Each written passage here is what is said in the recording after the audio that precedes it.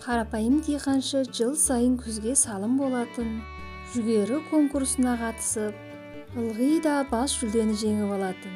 Кезекті жеңісінен соң, алған олжасын қолтығына қыстырып, есікке беттегенде, алдынан бір жас журналист кескестеді. Кешіріңіз, сіз жүгеріңіздің жақсы тұқымдарын көршілеріңізбен бөліседі екенсіз. Бұның сыры неде? Олар сіздің бәсекелестеріңіз емес пе? Дейді бірден сұраққа көшіп.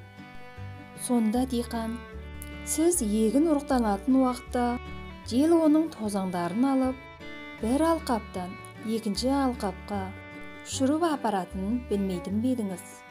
Егер менің көршілерім нашардан егетін болса, оның әсері менің жүгеріме де тиетін еді ғой. Сол себептен жақсы өнім алу үшін көршілеріме ең жақсы тұқым беремін, дейді. Қарапайым диқаншы қарақан басын ғана ойламай, қасындағыларға да қайырымдылық жасау, өзін жетістікке де, жеңіске де жеткізетінін қалай білген десеңізші.